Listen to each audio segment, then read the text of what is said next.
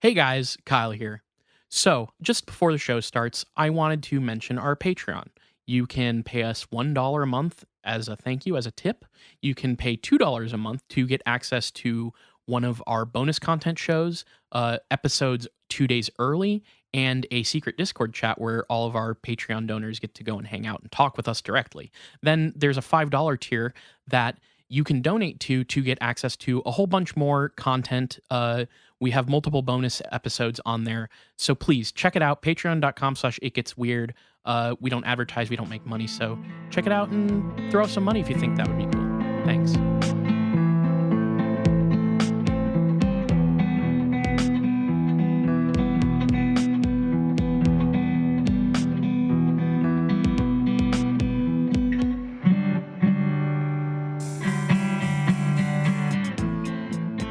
Welcome to It Gets Weird, our comedy show where we explore the unusual, the unbelievable, and the unexplained to try and make your world a little weirder. I'm Kyle. And I'm Nile. And honestly, this week, I just hope everyone's feeling good. We finally have some good weather here in where I live. Excellent. And it's not like, because our building is just cold. You might remember this. From more west, but now like I'm in the point where like I'm not having to like wear big hoodies all the time in the building. It's great. But you gotta say there's something to the big hoodie era of like no AC, slap on a hoodie. Mm-hmm. It's like it feels a little more cozy, controllable than when it's like midsummer and you're just sweating your ass off and it sucks. I'll take that any fucking day over summer. Here's what's gonna happen. We're gonna get into the hot months, and I have portable AC in my apartment and not central AC. So you're probably going to hear me complaining throughout the summer, especially on episodes like if you keep bringing like fucking 90 minutes per week, you and I might have some fighting words. Okay. But we'll find out. We'll see how it goes. Okay. Yeah, if is doing a lot of interesting things. Look, I'm trying to give you the benefit of the doubt, Yeah. Well, remember back when we were like, oh yeah, the episodes will be like 45, maybe an hour. Look, I really liked you leading off with the whole, if you got the 90 minutes thing, you're going to torture me in the summer months with that. And yeah, I'm thinking about what we're about to talk about, and what I've written. And you just added like 5 pages onto it to get through today. No, I just think that, this could easily hit 90 minutes. Let me just put it that way. Of course, it's a topic you brought. Yeah, I tend to do that. Now, what I will say is, adding to that 90-minute potential. Do people? Sorry, let me start off with this. People at home, you love it when we talk like minutes and time length and things, right? Like honestly, we should discuss our fucking Libsyn stats at the top of the hour. Definitely. Yeah, people are at home just like, well, sometimes it's an 80 minutes, sometimes it's 90 minutes, sometimes it's like 85. People at home are all the time writing to me saying, Kyle, we love thinking about the minutes of the podcast. So to add an extra couple minutes to the podcast, we have an email this week. Fantastic. So let me pull that up. This is from Jacob, who has emailed us once before, and here's what Jacob says. How do you? I would like to say right now, I haven't actually screened this email. Usually I do. Usually I'll like read it and be like, oh, this is what we can maybe talk about this on the show. I didn't read this one. If Jacob says anything fucked up, we'll edit it out. But okay. Kyle, I do want to give you some props here that most podcasters, not of your caliber, wouldn't have made that until after they had read the email and it had said something shitty. And then it would be, oh yeah, I didn't screen this ahead of time. And it would have been like a thing. And I just want to commend you for starting out and at least admitting it up front. And then we can go into it knowing that this is not, the views. We're going to get the fucking DVD menu thing where it says the views expressed in the following do not necessarily represent those of 20th Century Fox or whatever the fuck. I mean, there does have to be a big disclaimer on the podcast that says the views spoken about in this show do not necessarily represent the views of the co-hosts, except when it does, like, look, here's Jacob. If Jacob said something fucked up, that's not my fault. That's Jacob's fault. We probably gave way too much preamble to this, and the email's going to be perfectly nice and pleasant. I mostly wanted to now being made out to be a villain, but look, that's what happens when you write into a comedy yuck podcast. Sometimes you get painted as the fucking penguin from Gotham City. Yeah, I think my entire mission there was to kind of make Jacob clench up a little bit. So here's what Jacob says. Jacob says, howdy, IGW team. Tom was living in our AC vent, sneaking all my purple bag Doritos. Caught him knuckle deep in that spicy sweet chili void. He brandished a chicken bone shiv, mouth still full of artificially flavored goodness, eyes staring panicked and searching for a way out, cornered by his own love for junk food. I believe this is a reference to Two-Toed Tom, and Jacob had previously written to us about the possibility of somebody living in their apartment in their walls, and they didn't know it. Yeah. Seeing the weapon, defense was my only option as I slid one of the steak knives out from its cutlery block and into Tom's ribs when he lunged for an attack. As he lay there in his last moments, he looked at me and said, I hope I don't fall in love with you. So starting off the bat, real nice, murdering an alligator. I think you're well on your way to a nice Kindle Unlimited original. I think you're well on your way. You just got to add a little more spice, a little more, but it's honestly a little more steam. Maybe a little, but I do like that it has sort of the action, the mystery, the suspense, and it all culminates in a enemies to lovers sort of situation. That's really nice. I like that. Kind of like doomed lovers at the end there. Yeah. Jacob goes on and says, to make a long story short about the Frogger situation, there wasn't a Frogger, which Frogger was the term for the person living in your house without your knowledge. It was just my imagination and an awful memory getting the best of me. Mr. Bones never moved after I took a pic. So this is a follow-up email, just to be clear, for one of our other episodes. Yeah. I don't remember which one. It's been like an episode or two. It's been in the last month or so. Yeah. Granted, you could get into the thought process of, well, it didn't move again because the Frogger probably saw you snap a photo of it and didn't want to be discovered. I like the paranoid thinking there. But that's not plausible logic for me. Anyways, thank you for reading my email on the show. It was super surreal and made my day. I work 2 jobs right now. One as a graphic designer for a packaging company and the other for CVS. I'll say it gets weird at CVS at 9 p.m. I can confirm this myself, personally. This was also the cause of my paranoia being overworked. Anyways, thanks for reading. Also, because you guys really like my big question, here's another. Okay, I like that big question. Maybe we'll save that for another episode because it's not relevant to my topic today. Okay. So I'm gonna keep this up. And you think that you think that you have a pretty good one already written. You didn't forget to write one and could possibly use one. Okay, Nile. First of all, I see. Why am I going so inside baseball today? What the fuck is wrong with me? No, I like this one, but it is a bit specific. Fair enough. And not pertaining to what I did today. But I will say, let me throw this out there, Nile, and you tell me how you feel about it. I like this big question. It is cryptid related. Maybe in an upcoming cryptid episode, we could use this big question. What do you think? Yeah. Just let's save it somewhere, and we got it. We'll credit you, Jacob, when we use this. So, Jacob says, "Thank you, dudes. Jacob Clausen, I give you permission to read this on your podcast. Let me know if you guys need any graphic design work. I'm a whiz with Adobe Illustrator. We'll let you know. Jacob. So thank you for the email. I'm glad that you didn't have a Frogger. One. I am glad that you didn't have someone living in your walls. That's, on the other hand, number one. Yeah. On the other hand, number 2, kind of wish you did have a person living in your walls. Yeah. Because that would have been really good podcast content. Now that situation could have gone a number of different ways, and I would hope it would go the way that I said it was going to, with a Jonathan Glazer type, because I think that's the ideal, Right, for sure. No, definitely. But it could have gone a lot of different ways there. I guess it's fine that you didn't have a Frogger, but it would have been more exciting if you did. That's my review of your email. So, Nile.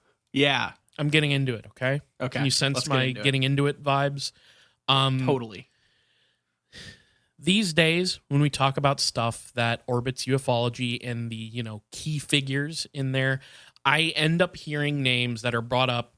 They've been brought up definitely multiple times before in our discussions. And yet we only have snippets of these people and their involvement in ufology because we brush up against them, but they're not the core subject. Yeah. So one of my side goals with the podcast is to sort of illuminate these people. And I think that once we have a full picture of a lot of these important players, it could maybe clarify some cases and stuff we've discussed. I would love to snazzy just call these the unsung heroes, but I refuse to, before talking about any of these people, put the word hero on them. Sure. Just because I've been snake bit so many times before. Yeah. Where you start reading about a topic, it's like, oh, this is really cool, really interesting, and then you just find the fucking rap sheet on the back end. It's like you hit the controversy section of the Wikipedia, and you're like, ah, shit, I should not have said I thought the Nazi UFO guy was kind of cool. Oops. Yeah, he had some really good ideas. So, all that being said, Nile, connect the web. All of that Madame preamble. Web. That's why this week we're going to talk about Donald Keyhoe. One of the most famous UFO authors to have ever done the damn thing, frankly, and especially for his time. So let's just get right into it. Donald Edward Keyhoe was born on June 20th, 1897, and it was Kenneth Arnold's flying saucer, quote unquote, story that would begin the snowballing of euphoria, UFO flap in the United States. So by the time that all that shit happens, Donald Keyhoe is a 50-year-old man. Okay. So his early life isn't really painted by a fascination with UFOs or reading about them.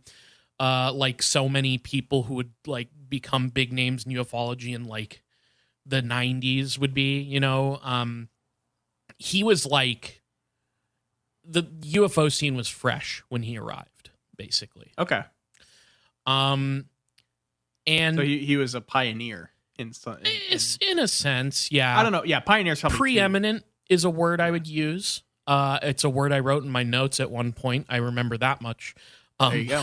So, but yeah, in his own account, it wasn't until the late 1940s that Keyhoe would actually take an interest in the UFO phenomenon. But even before he became this important ufologist in the 40s and 50s, his life was pretty interesting, and I think it sort of colors his trajectory a bit.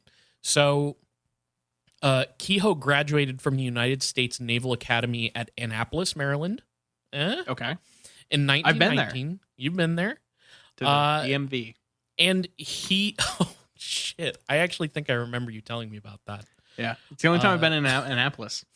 Well, Keyhoe graduated in 1919 from this Naval Academy there, and that means that he was just brushing up on the end of World War I. Okay. So he sort of has this impeccable timing where he doesn't end up serving in World War I.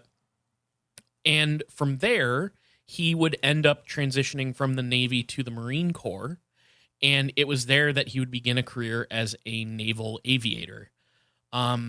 So this work as a naval aviator would take him places, so to speak. I mean, I guess literally it would, but also figuratively. As I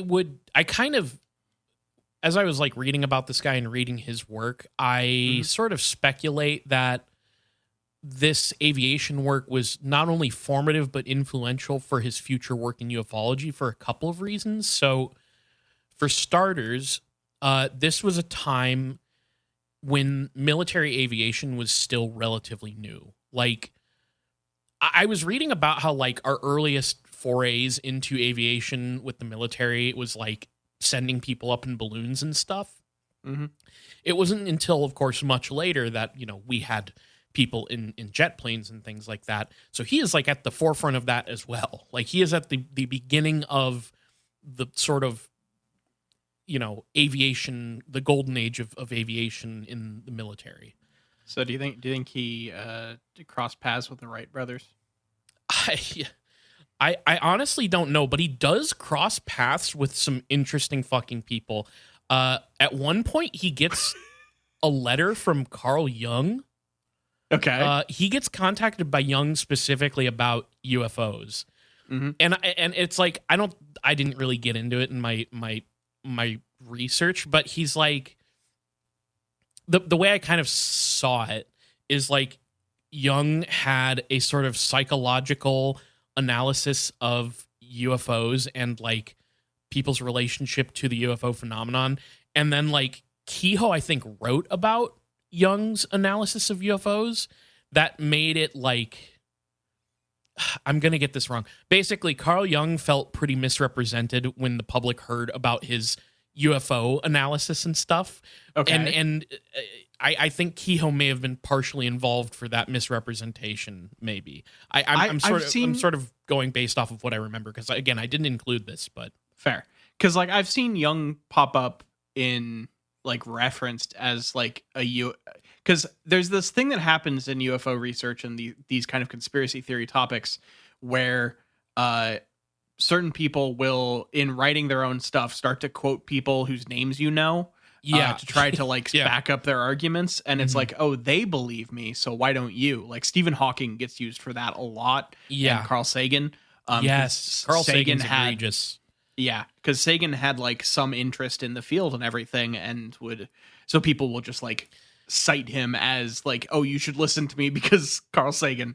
Yeah. So I was curious, how that plays out here. I don't know whether it was quite that egregious in this case, but I know at least look, maybe I think at some point, I can't like sit here and pretend that I like understand Carl Jung and his like particular, interpretation of psychoanalysis, but like, I know that he has a book on UFOs and I'm curious about it. So maybe I'll do a Carl Jung UFO episode sometime, because it could be interesting, but, so anyways, it's besides the point. The point is Keyhoe ran into a lot of fucking people throughout his years. And we're actually going to get to one here very soon. That's interesting. So yeah, military aviation, it's new. Like this is like the ground floor. He is on the ground floor of this. And there is this sense that I get from him in a lot of his early writing that being on this ground floor also sort of naturally leads you to think about the future of that thing that you're involved in. Okay. Yeah. And I think that lens, that's like an idea that holds hands with UFOs, especially in the early days with like, UFOs and sort of like, futurism. It was they were all bundled up together. Yeah. And it was all part of the kind of progression of society at the rapid progression of the early of that time period. Yeah, exactly. So there's that, but then for another thing, Keyhoe would end up being sort of the prototypical UFO author who garnered de facto respectability and authority on the subject due to his being ex-military. He is like the first guy like that. Okay. So you cite, someone, a former, so-and-so of the Navy has said that. Yeah. Okay. Exactly. It lends an air of credibility. You'll recognize this from every time someone related with the U.S. government has said anything about UAPs or UFOs in the last 25 years. Yeah. I mean, there's a former general that is saying that's a whistleblower. Oh my God. Okay, the entire like current 2023, 2024, like quote unquote discourse around UFO whistleblowing, just completely hinges on this idea. Even though it doesn't, it doesn't actually like, it shouldn't like, whatever. I don't need to get into that. You know where I'm going with that. So yeah, he's kind of the first guy and like, it's less like, I think it's like a little bit, okay, look, the guy would include the fact that he was a major in every publication he put out. Of course. So it was a little exploitative of him. Like you could speculate that he was sort of exploiting his status a little bit. whatever. I don't know. I feel like okay, this might just be me because I'm not super interested in the military, but Major is one of those ones where it works almost better because I can't tell you exactly how high up that is. Yeah. Like I know what like a general and a private Sure. are, but where exactly does Major fit in? I couldn't tell you. But the name itself sort of denotes a sense of is it above or below Brigadier General? You know, no, Nile, I couldn't tell you at all. Yeah. No fucking. So of course if this guy's a major, I should just listen to everything he says. We should listen to the major. Yes. So, his authority was boosted by this fact, and he did have now, I don't want to discredit him. He did have a lot of aviation experience. Sure. He was pretty well versed. The 1920s would continue to be interesting for Keyhoe from here. So I found a little thing that the Marine Corps Gazette of 1922 reported that in February of that year, then Second Lieutenant Keyhoe crashed a plane in Guam during night practice. And this would result in Keyhoe sustaining an arm injury that put him out of aviation work for a while. And so it's during that time where he's not really, flying planes, working for the military. He ends up exploring writing as a hobby. Okay. And then later that year, he returns to military service, but pretty briefly. The injury would sort of continue causing him issues. So he ends up resigning from the Marines in 1923. And this experience in military aviation plus his writing hobby would then launch him into his first major success. Over the following years, Keyhoe worked as publicity director for the U.S. Department of Commerce. And so he's not really flexing those aviation muscles until May of 1927. And it's then that Keyhoe was assigned by Assistant Secretary of Commerce for Aeronautics, William McCracken Jr., to act as aide to Colonel Charles Lindbergh on the first solo nonstop flight across the Atlantic Ocean. So and McCracken was involved in like a very famous scandal later on. And Lindbergh had the weird accusations of anti-Semitism and all kinds of stuff. And the fucking baby, right? And then I was gonna say, then the fucking Lindbergh baby. It's wild. Because I have to remind myself that there's more to there are more Lindberghs than just the baby. Because you only hear I just grew up hearing as a phrase the Lindbergh baby. Yeah. Yeah. But this is actually him. This is the guy who did this crazy trip, solo flight from, New York City all the way to Paris. It's about 3,600 miles. First time anybody had done anything like that. And, of course, his baby was also kidnapped and murdered. Now... For those of you who don't know. For those of you who don't know about the Lindbergh baby. Now, this flight was aided by Keyhoe was an official aide on this. He did also a bunch of publicity stuff for it. You can find articles of him talking about it, being interviewed about it. And Keyhoe would end up writing about the experience because that was his thing now. So he would end up with an article being published that he wrote on Lindbergh. It was published in the November 1927 issue of Popular Mechanics. And in the article titled Lindbergh Tells Future of Aviation, Keyhoe interviews Lindbergh about the famous flight and, as you surmise from the title, the future of aviation. So he is preoccupied with this idea, I think, a little bit. And this interview would precede Keyhoe's first book, Flying with Lindbergh, published in 1928. Do you like that title? Why does that sound like a fucking adult contemporary album name? We're flying with Charles Lindbergh, and it's just the smooth songs that'll let you pour Zinfandel for your wife in the backyard. Flying with Lindbergh may have been a Mahavishnu Orchestra record. So this book that he publishes would be it's a brief overview of the life that would ultimately lead Keyhoe into the world of ufology. I mean, he talks about Lindbergh and working with him and all that stuff, but he also talks about his experience doing all that. So now we have to skip ahead to 1949. The big UFO shit of 1947 has already happened. Right. Kenneth Arnold, Roswell, those are both things that have happened.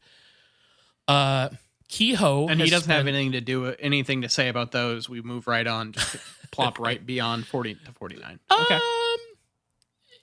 Honestly, he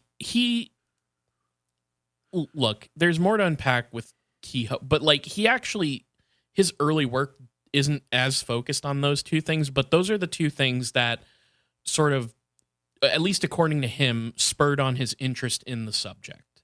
Okay. So, 1949, he has spent the last couple decades really establishing himself as a writer. So he gets a number of short stories printed in Weird Tales, or I guess I should say published.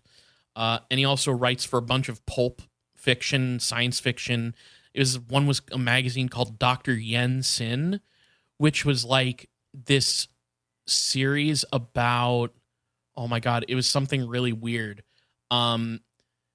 It was, I don't know. He's writing about a bunch of weird stuff. Like he wrote aviation pulp adventure stories for the magazine Flying Aces, among others. And these stories would revolve around super-powered aviation heroes. And it would be things like an American intelligence officer who has psychic powers. Another one is a blind World War I veteran who has been supernaturally granted the ability to see in darkness.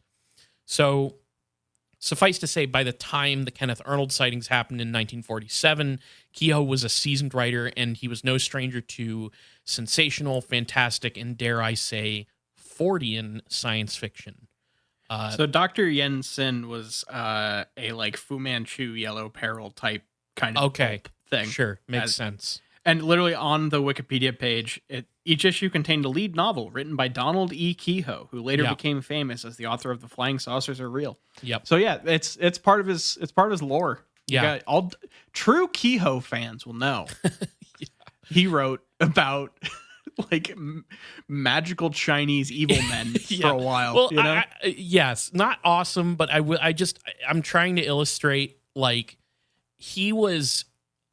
The thing is, so much of the late 40s, early 50s UFO stuff sort of is it like ufology at this time and this like Fordian pulp science fiction stuff sort of revolving around each other. You know, the contactee thing is also like muddled up in that sort of science fiction world. There's a lot of intermingling there is kind of what I'm saying. So Keyhoe is also sort of a part of that era of Fordian stuff is what I'm saying. Right. So the story goes that Keyhoe began to follow the UFO phenomenon with interest after the Kenneth Arnold sighting, after the Roswell incident hit the media, and he describes himself as being pretty skeptical at first, but we'll find that changes pretty quickly. So it was in May of 1949 that Keyhoe received a telegram on his desk from Ken Purdy, editor of True Magazine, and it says this in all caps. Quote, have been investigating flying saucer mystery. First tip hinted gigantic hoax to cover up official secret. Believe it may have been planted to hide real answer. Looks like terrific story. Can you take over Washington End? So Keyhoe's initial contact with Purdy, at least the way that he tells it, is, I think, pretty interesting. So for starters, Purdy sends Keyhoe on a mission to investigate the 1948 Mantell UFO incident, in which a National Guard pilot died in the pursuit of a UFO. So we haven't covered this. I think it's come up maybe once, but the short version, I'm going to give you a very truncated version of this story. Okay. 4 fighter jets are scrambled in response to the sighting of an unusual aerial object spotted by the Kentucky Highway Patrol, and one of the pilots, Captain Thomas Mantell, would reach 22,000 feet in the pursuit of the object. The other 3 jets would then break off and abandon him due to the low oxygen at that altitude. Mantell would continue to go up, and then eventually he would fall out of the sky to his death. And Keyhoe also talks about how the plane would disintegrate. I don't know how true that is. That's maybe a detail that we can put aside for when we actually cover this story. Yeah, that's something to look into for sure. But there's a lot of other details to this case, many of which seem to be born from these unsubstantiated rumors that would circulate in the press. So, but what's very funny about this is a year after the incident, the U.S. Air Force would release an official statement on the incident claiming that the pilot had misidentified the planet Venus. Wasn't there an episode of Project Blue Book that talks about this? You know what? I think there is. There's also, I think the X-Files also heavily references this explanation from the Air Force, the misidentified planet Venus. And then, but what I really like about this, the Air Force and the Pentagon would end up involved in releasing official statements on the incident, and the entire time they would say it's Venus. And at one point, they sort of like retract their official statement, and then they come back, and then the Pentagon has like, I guess like a quote unquote UFO expert who straight up says, quote, "They checked again and it was Venus." We got it wrong the second time. It actually was the thing we said first. Okay. Yeah, it's like it's unclear who they is. And then another year later, just the nebulous. They checked again. They checked again. He's talking moon's haunted energy. Are you talking about God? It's just like it's very. Yeah, how high up are we talking here? Yeah, how high up? Major general, general. Yeah, exactly. Then another year after that, Project Blue Book ends up investigating the case, and they suggest, here's the interesting part, Mantell may have been chasing a spy balloon from a then secret operation called Project Skyhook. Okay. It's a whole fucking thing. But right before sending Keyhoe on a quest to investigate this story, Purdy warns Keyhoe. Here's the other interesting thing. Purdy warns Keyhoe about fake tips and Pentagon agents feeding him misleading information. Oh God, it's a whole thing. Like he's telling him, like, you know, there's these agents that can lead to problematic reporting, like the bane of the journalist. These people who will take these off the record interviews on the subject. Basically, he's suggesting that there's like disinfo agents almost. Okay. Yeah. So after working for 8 months investigating the incident, Keyhoe would get his article on his investigation published in True magazine on December 26th, 1949. And this article is fucking crazy. It's titled "The Flying Saucers Are Real." And it would just sort of upend, the way people paint it is it would upend the burgeoning ufological community at the time. Like, people were eating this shit up, supposedly. You can't confirm, but like, it's like, this was, I guess, a pretty explosive article. Like, it was very popular. So here's some key here's a couple snippets that I thought were worth talking about. The article begins by saying this, quote, "After 8 months of intensive investigation, the following conclusions have been reached by True magazine. 1. For the past 175 years, the planet Earth has been under systematic close-range examination by living intelligent observers from another planet." You following me now? You better be fucking following me on this. Oh, I'm following you. You better be fucking following me. You hear that? 175 years. That's a long time. That is a long time. 2. Oh, okay, sorry. Go ahead. Go sorry, ahead. No, keep going. I'm doing some math in my head. Keep going. So, 2, the intensity of this observation and the frequency of the visits to the Earth's atmosphere by which it is being conducted have increased markedly during the past 2 years. It's 1949. 3, the vehicles used for this observation and for interplanetary transport by the explorers have been identified and categorized as follows. Type 1, a small non-pilot carrying disc-shaped aircraft equipped with some form of television or impulse transmitter. Type 2, a very large, up to 250 feet in diameter, metallic disc-shaped aircraft operating on the helicopter principle. Type 3, a dirigible-shaped wingless aircraft which, in the Earth's atmosphere, operates in conformance with the Prandtl theory of lift. So they've identified the different types of crafts, right? Right, yeah. Which I think it's interesting that they're talking about the dirigible craft, because I think that has to do with the airship stuff you covered however long ago that was. Probably, yeah. I'm assuming that's what that is about. Because that would line up time-wise for the rapscallion fucking jokester leagues trying to build fucking hot air balloons. Yes. What the fuck? And then number 4 in the article, the discernible pattern of observation and exploration shown by the so-called flying discs varies in no important particular from well-developed American plans for the exploration of space expected to come to fruition within the next 50 years. There is reason to believe, however, that some other race of thinking beings is a matter of 2.25 centuries ahead of us. Okay. So I was trying to figure out if you said the 175 years earlier that that's how long aliens have been visiting us. Why does that almost, and is that supposed to line up with the fucking 1776? Is that supposed to line?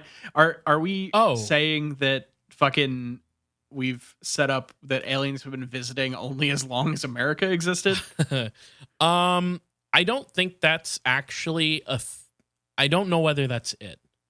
Okay. That was the math I was trying to figure out. It doesn't exactly line up, but it's yeah. close. I mean, so there's another place where I do believe Keyhoe says they've been visiting for 200 years. So I just think that I think the actual thing that's going on here is that they have found quote unquote evidence of visitation in the records, whatever records they're going over, going back that far. Okay. And it's also I don't know, it's they're kind of analyzing it from this sort of scientific angle. We're scientifically trying to get to the bottom of the UFO phenomenon. So we haven't gotten to the big brain thing of well, you gotta incorporate the Bible. You gotta, so their analysis first. Yeah, exactly. Their analysis is that 200 years or so, we have had sightings of UFOs, which are almost definitely extraterrestrial in origin. That is the idea. The article goes on to say the only other possible explanation is that the saucers are extremely high-speed, long-range devices developed here on Earth. Such an advance, which the Air Force has convincingly denied, would require an almost incredible leap in technical progress even for American scientists and designers. So what follows these statements at the beginning of this article are he basically analyzes a handful of different cases, including the Mantell incident.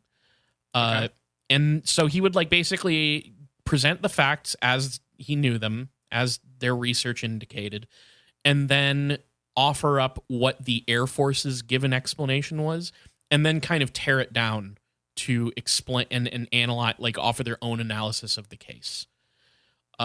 So that's what he does in this article for the most part.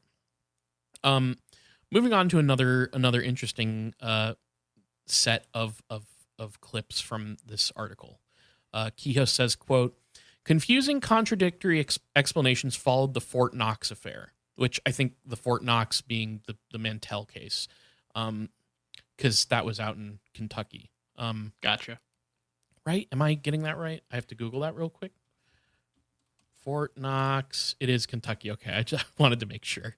He's referring to that particular case. And goes on to say, papers carried stories that the mysterious visitor had been a balloon half obscured by clouds. The magazine article prepared with Air Force aid said the object was Venus. Then the Air Force denied this answer. The magazine had an out. An alternative guess was that Mantell and his pilots had chased a Navy cosmic ray research balloon.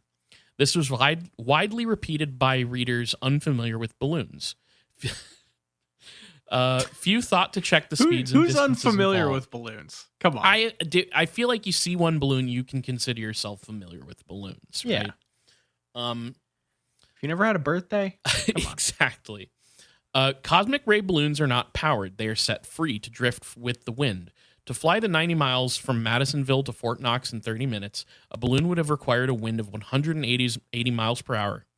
After traveling at this hurricane speed, the balloon would then have had to come to a dead stop in order to hover over Godman Field for more than an hour. This writer, which Keyhoe is referring to himself here, as a Navy-trained balloon pilot as well as a Marine Corps airplane pilot, is reasonably familiar with free drifting balloons. But it doesn't take a balloon pilot to see that the recorded performance of the Fort Knox saucer is impossible for a balloon. So I'm reading this and I'm sort of like, this to me is the flavor of a lot of ufology that would follow Keyhoe. Of this, like, present the facts, here's the argument from the U.S. Air Force or whoever, knock it down. Here's my version. Also, it's aliens, like and that is the formula. And you try to kind of, when you're knocking it down, you try to like use scientific principles, scientific reasoning, or at least things that sound like that. Yeah. Sometimes in this case, yeah. Yes. It started out, it seems, with some scientific intent to some degree. Yeah. I would say some of that has been lost in the years since. Yeah, I would agree. But that I always like seeing, like, because we've talked before about how we really enjoy like people who approach cryptids from a very kind of scientific analytical perspective about like there's something to be gained from approaching things that way, where like I think it's fun to look at the same story from like a borderline mythological folk perspective, but also from a scientific perspective, and see how it like the things that are important to that in each kind of telling. It's fun seeing UFOs as a folk pop culture object, but also like as what is the actual kind of science behind everything. Yeah, and it is very interesting to take these subjects that are sort of painted as being irrational and try to approach them in a way that seems rational. But the problem comes in when there are multiple different interpretations of what rational should be. That's the big problem with a lot of this stuff. Personally, the leap to extraterrestrial is not especially rational, at least in my opinion. But I don't want to, like, I'm not here to judge Keyhoe. But that is what he's doing, is like he is kind of making a leap here to the extraterrestrial hypothesis, which this is pretty early for that. He's not the only one, but like getting this big article published in this sort of formula, I think he was one of the first people to do that. Okay. So he even has like a section where he like, well, okay, I'll just read what it says here. Quote, "The sudden spurt of sightings in 1947 might indicate that we have attracted attention with our V-2 rockets, A-bomb explosions, and other experiments, and that an orbiting satellite base has been established or reestablished after an absence. Absence. Good Lord. Yeah. After some abstinence. He brings up the whole nukes are attracting UFOs thing. He might be, I mean, I don't know if he's the first one to do that, but he's certainly at the beginning, like the early days of that. So we're not like, I always associate that as kind of a Space Brothers-y thing.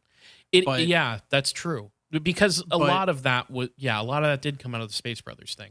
I think they kind of took it, but I guess like it makes sense that especially right after something like the first nuclear bombs, you would go, oh, everything feels changed now. Yeah. Like that, there is some logic to that. Yeah, definitely. The article finishes with this little bit here. It says, quote, "Even if the present saucers should prove of earthly origin, we should be prepared for the eventual relinquishing of the idea that we, men and women of the earth, are the only intelligent species in the universe."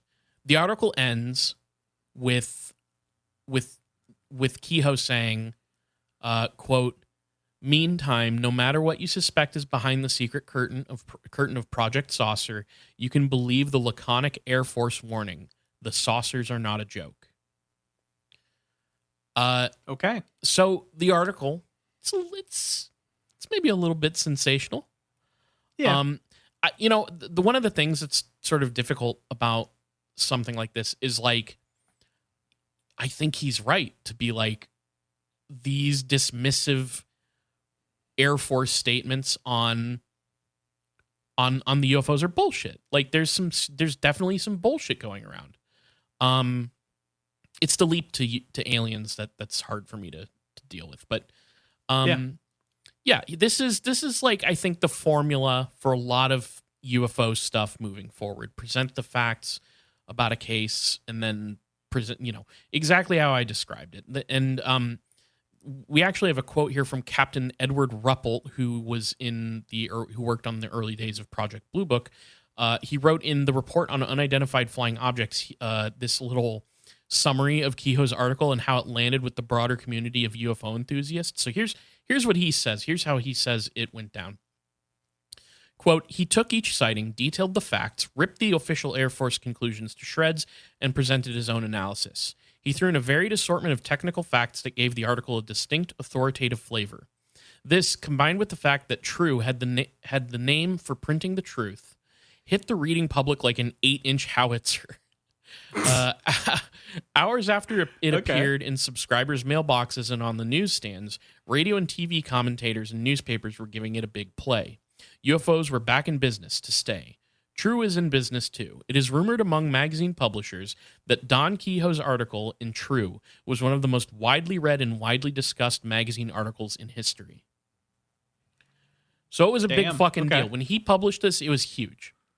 And so he then seems to sort of capitalize on the popularity of this article. So he transforms it into a full book with the same title. Published in 19... So there we get the book. Okay. Yeah, exactly. Published in 1950, The Flying Saucers Are Real would explore a number of now classic UFO cases in depth, much in the same way the original article did, but, this time expanded. And he did the same sort of formula, but, he would detail his personal investigations into these cases and things like that. There's a lot of information there. In this book and the books that would follow, Keyhoe would also expound on his theories about UFOs. So he would be the first to publish a text speculating on...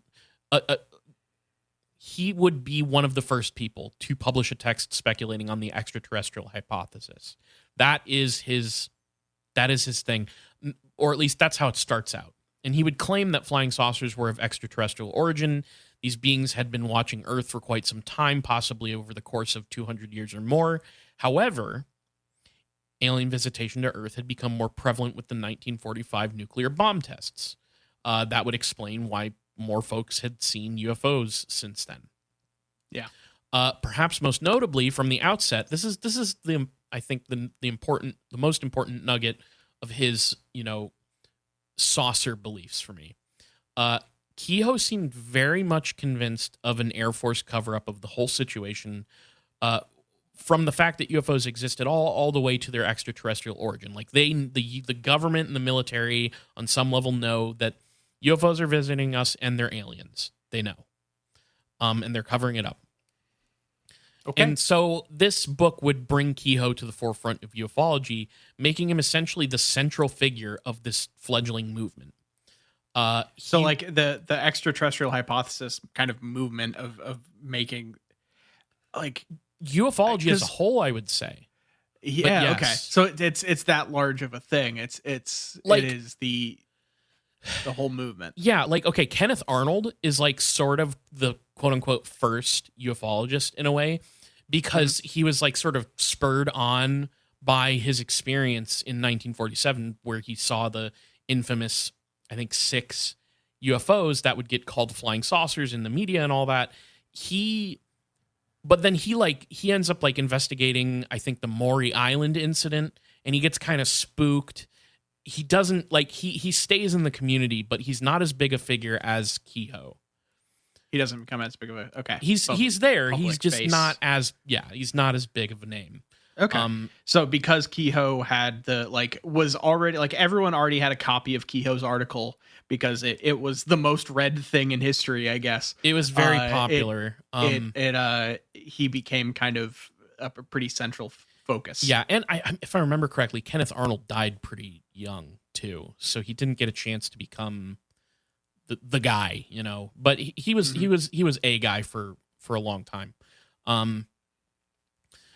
So yeah, Keyhoe would become sort of dedicated to the cause. He would publish more books on the subject throughout the 1950s. That would be books like Flying Saucers from Outer Space in 1953, The Flying Saucer Conspiracy in 1955, and Flying Saucers Top Secret in 1960. Okay, what was the name of the first book again? Because I assumed these were going to have more different titles. Flying Saucers from Outer Space, 1953. It's the first one. Mm-hmm. Okay. It's the second one, The Flying Saucer Conspiracy in 1955, that seems to sort of... that's where there is this like ideological shift in a way for Keyhoe.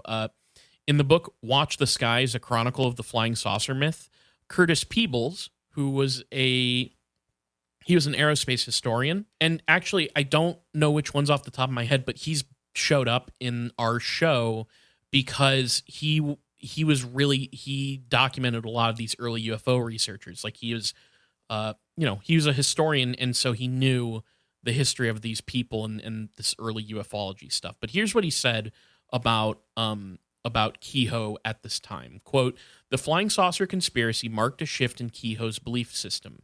No longer were flying saucers the central theme. That now belonged to the Silence Group and its cover-up. For the next 2 decades, Keyhoe's beliefs about this would dominate the flying saucer myth." So the Silence Group is what you think it is. It is the people behind covering up the truth of UFOs. Okay. What that group is, it's up for debate. But that he believes their existence. It's not explicitly like the Illuminati or the shadow government, or... He does think that it's government and or military. Okay. So, but like he can't like define it 100%, right? But he does believe the military has a hand in covering up UFOs. Okay, so it's like the deep state, but not capital D, capital S. Yeah, sure, deep state. Sure. Okay.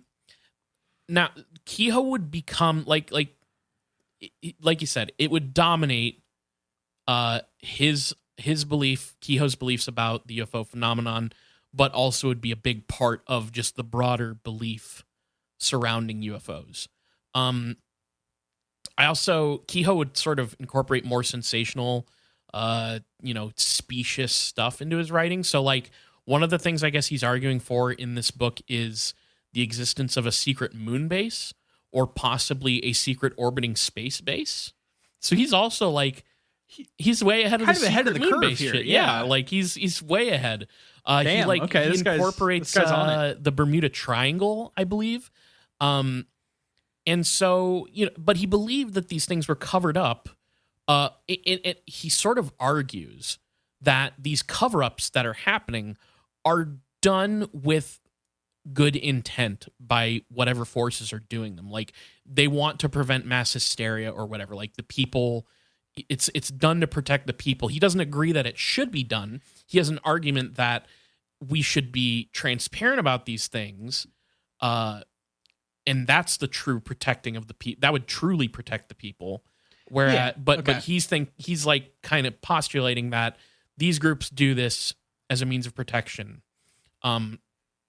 Like when he writes about the military and the government cover-ups of UFOs and secret moon bases, he does it in this like non-accusatory manner. He, I think, points out that the so-called UFO silence groups and the agents who would like work to conduct the cover-up on behalf of the silence groups, he says they're like not behaving maliciously. I think he specifically says they were not unpatriotic in their attempts to do this. Okay, so he wasn't gonna try to get them set up as un-American or anything. Yeah, exactly. Which you can't do at this time. In the 1950s, that was a no-no.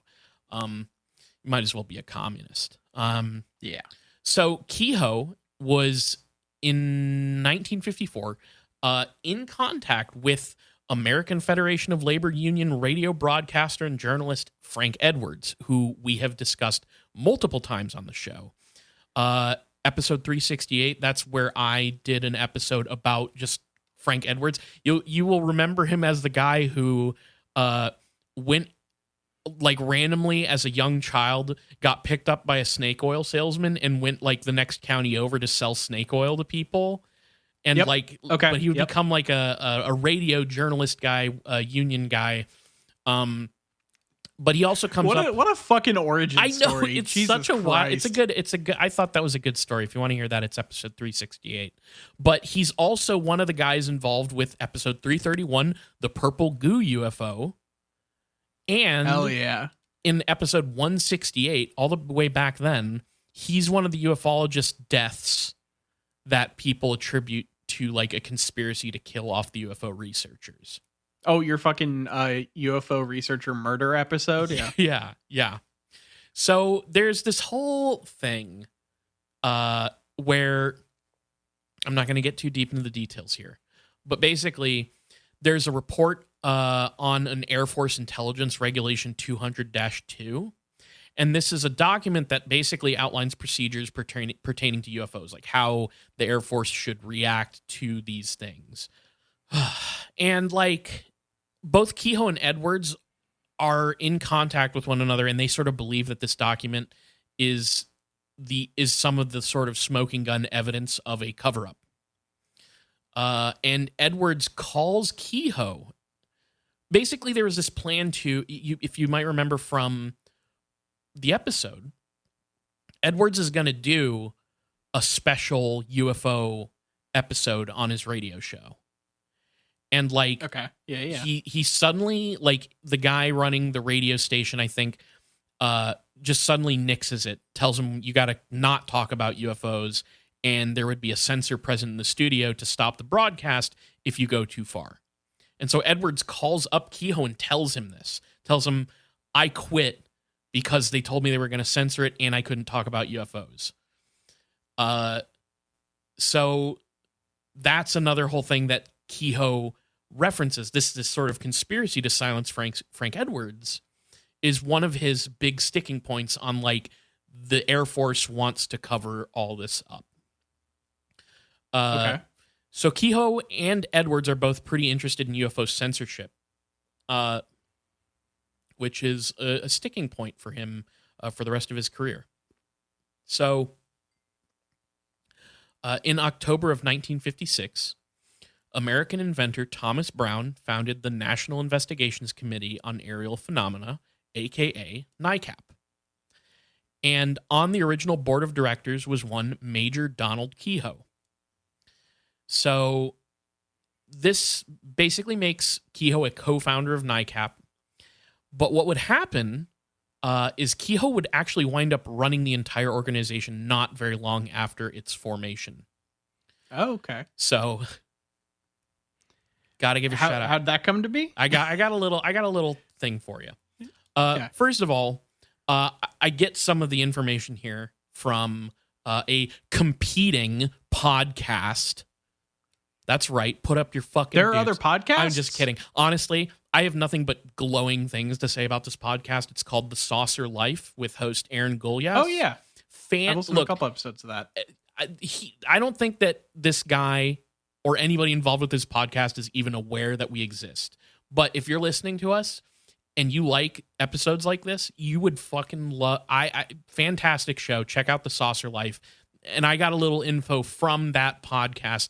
That dude is a historian.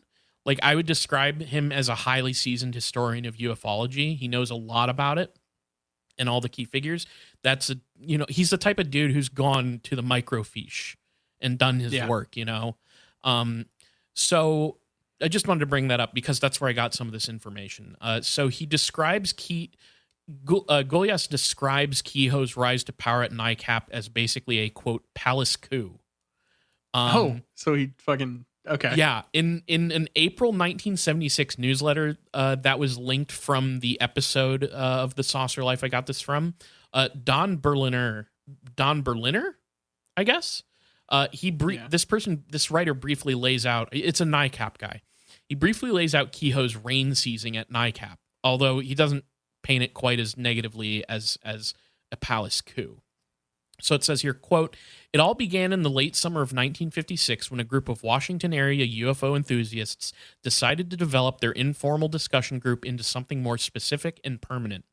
With an inventor named T. Townsend Brown leading the way, NICAP was incorporated in October of 1956. Brown envisioned plush offices, a sophisticated Washington-style operation, and a quick solution to the mystery." That's so sad to read. Yeah. "It was a great idea, but the hoped-for finances never materialized, and by the end of 1956, NICAP found itself in the midst of the first of many financial crises. The Board of Governors met in the middle of January 1957, eased Brown and his cohorts out, and installed Keyhoe as the new director with almost unlimited powers. The impact was considerable. Keyhoe was one of the most prominent and effective magazine writers of the day, with a large and loyal following. His books had placed him alone at the top of the heap. In the previous half-decade, he had done more than any other single individual to attract interest in UFOs and to counter Air Force claims that there was nothing to them. Within hours of Keyhoe's appointment, things began to happen. NICAP board chairman D.S. Farney spoke out publicly. As a former head of the Navy's guided missile program, Farney was listened to when he said, quote, "There are objects coming into our atmosphere at very high speeds. No agency in this country or Russia is able to duplicate at this time the speeds and accelerations which radar and observers indicate these flying objects are able to achieve." This put NICAP into the headlines, and Keyhoe's extensive personal contacts within the government and the press, plus his talent for keeping things stirred up, served to get the organization underway with considerable impetus. Okay. Yeah. So this organization was struggling. Then Keyhoe got instated at the top, used all of his magazine fame. He fucking put his shit kickers on and smacked Brown around a little bit. Yeah. And was given unlimited NICAP power. He took all NICAP had to offer. Yeah. And seems to have, kept it going. Because I think that it still exists. Like he obviously, doesn't it? I don't think it actually operates, no. No? But I think they have a website that's maintained that has like archives and stuff. So you've probably run into it, but like I don't think that I think they're gone now. You don't think they're active? There might be maybe there's a new NICAP or somebody operating, like a group operating under the same name. Fuck it. Sure. Hey. And then somebody Jules will oust us. And it'll be power. NileCap. NileCap. There you go. Yeah. According to Goliath, with Keyhoe's takeover of NICAP, the organization went from mostly documenting UFO reports and sightings to rallying around the idea of what we might now call disclosure. Hell yeah. Keyhoe was convinced that somewhere the Air Force and the government had documents that were stashed away proving the existence of extraterrestrial visitation to Earth.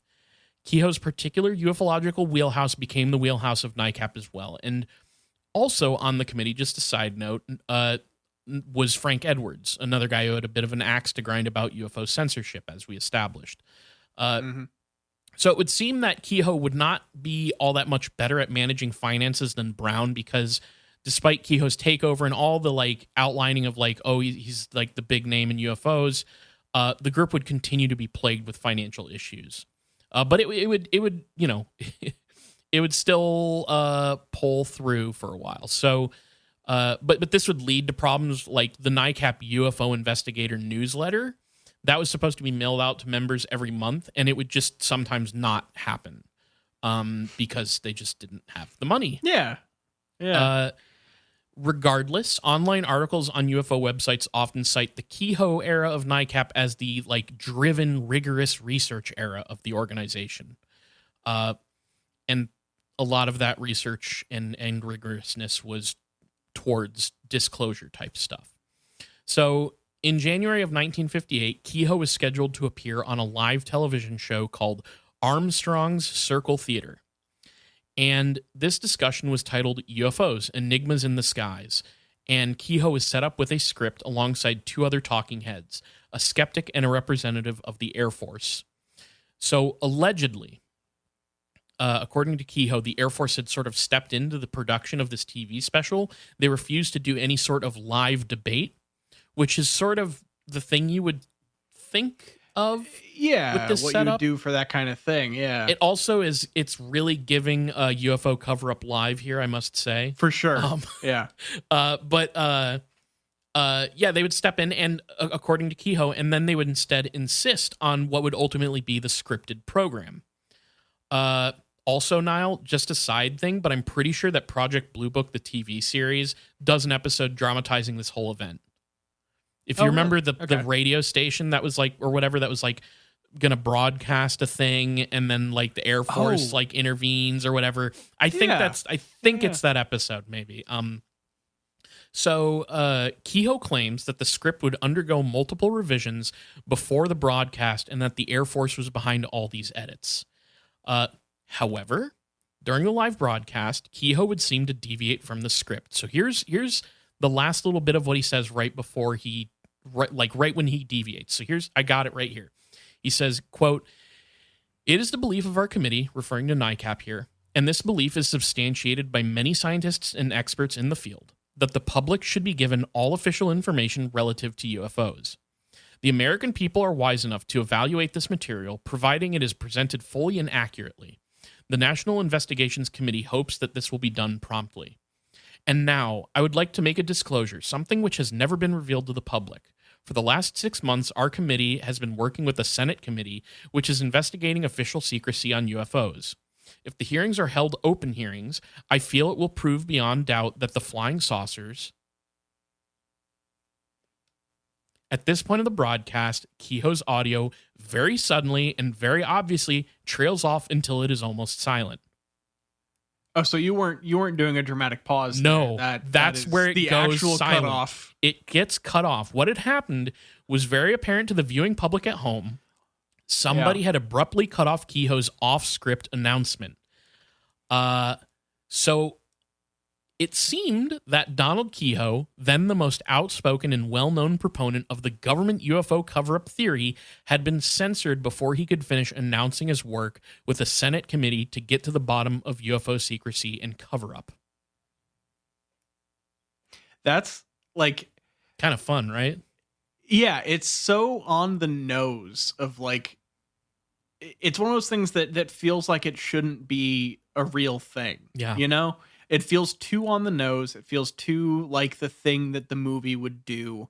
The dramatization, you know? It does. Where he's literally about to say the words aliens exist or have and the government knows. And the government like rips the giant plug out of the wall while screaming. Yeah. You know? Yeah, it seems ridiculous. Yeah. But hey, our wouldn't be the only time our government's done something that's so fucking wild that it seems like a movie plot. Yeah, it's pretty wild, and I think it's something we're going to have to unpack in part 2.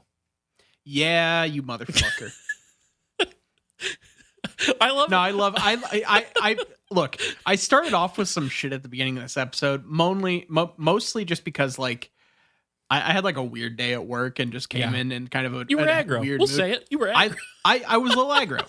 But I like the two-parters. Yeah. I like the multi-part stuff because like you can only do so much in a certain time, and we're getting into finding topics that just are worth spending the time on. Nile, you get to take a little time off, don't you? You get to kind of step away for a minute. Exactly. No, it's all the Kyle show over here. I have to fucking do all the fucking... I have to sit here at the keyboard. The thing that back, like, we used to... no, I'm not gonna... Look, I can't get into more fucking behind-the-scenes, like, justifications of bullshit. I think we have to take care... Is there anything more in the episode, or are we doing business? Well, there's a big question. Oh, big question, of course. Let's do that. Yeah. Because otherwise, I'm going to keep like randomly trying to pull the curtain back that doesn't need to be pulled back. Why? Is it funny? Here's the question you should ask. Okay, well then there you go. Don't even bother. That's the problem. What's the point? Then? It's just yeah. All right. Although I think it is funny getting ourselves riled up about it, I will say. Yeah. It's funnier to yell about it. Yeah. So Nile, my big question to you. What is something that, given the opportunity to speak about on live broadcast television, would get you cut off for saying it? Oh, by whatever agency, government or military or otherwise, what's something that you would say on live TV that would get you, and you can't cheat and say, oh, I would say fuck, cock, shit.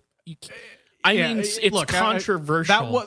That wasn't the way that the obvious thing that I went to first. Right. The obvious thing that I went to first is stuff that I still shouldn't say just on a podcast. Right, like racist stuff that you might say. No, I'm saying like threats to people in power. Oh, okay, yeah, okay, sure. This is a comedy podcast. You know? If you were to say, I think that, like so-and-so elected official's head should explode, that's a joke that we're making. And you wouldn't mean it, but it would get you cut off in this particular scenario. Yeah. Do you think that people listen to this and we spend like probably 45 minutes of the episode very seriously talking about UFOs, and then at the end we have to do this bit where like, yeah, this politician should die instantly, but we're just joking, and people are just like, you spent 45 minutes doing that. Can you actually call yourself a comedy podcast? Look, if we want to talk as someone who like thinks far too much about classifications of things, the amount that the medium of podcast has done to just like smush the boundaries of what comedy means is going to be studied for generations. Because like anything basically there's a group of people that make one of them makes the show Taskmaster. They do a show called No More Jockeys that Jules is into for quite a while. And at one point, one of them was roasting the other one, talking about how they write poetry, but it's like comedic poetry. But they said that it's basically like you're doing stand up, but with like a fallback. Like you're basically just like taking the easy out by setting the artifice. Jules is coming in here to completely correct me because. With the pressure off, that's the word. Okay. That's what I was looking for. Yeah, this is staying in the show, by the way. So that's yes. That was Jules actually interrupting in real time to correct me on a good I quote. love that. The pressure off is a better so line. Funny. You have your door closed and everything. I bet, and Jules is just like, hang on. Yeah, I got this.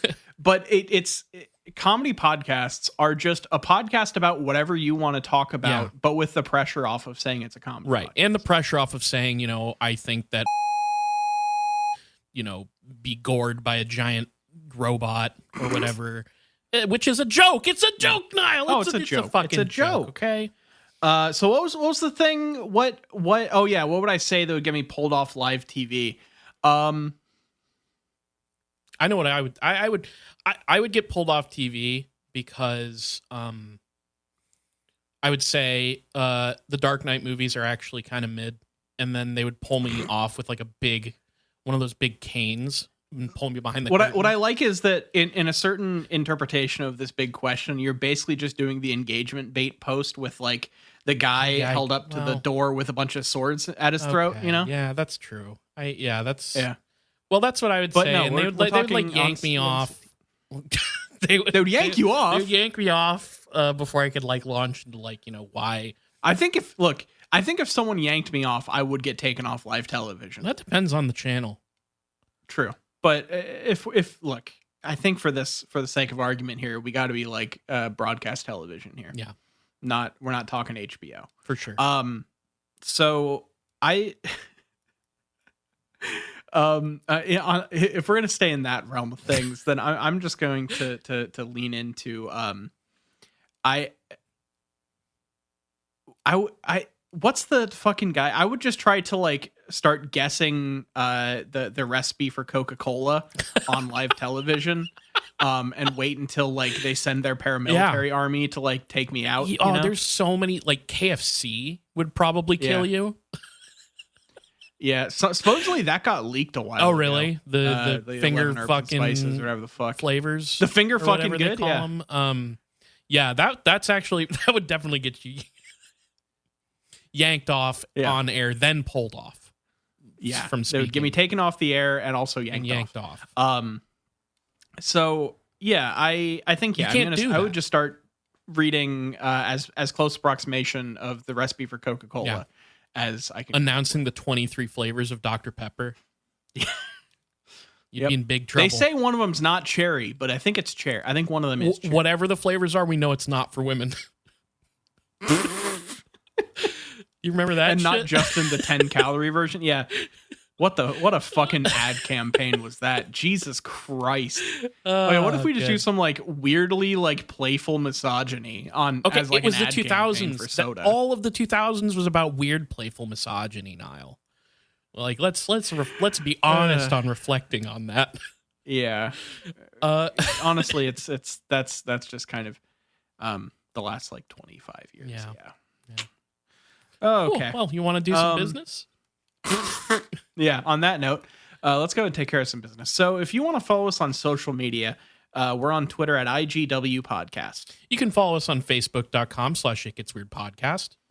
And we're on all your favorite podcatchers from Google Podcast to Spotify to Apple Podcasts. Just look up It Gets Weird and we're probably there. Sorry. It just flashed in my brain Niall's face when I was making the jokes about politicians. Jensen up pretty hard. I apologize, Niall. I'm sorry. No, you're good.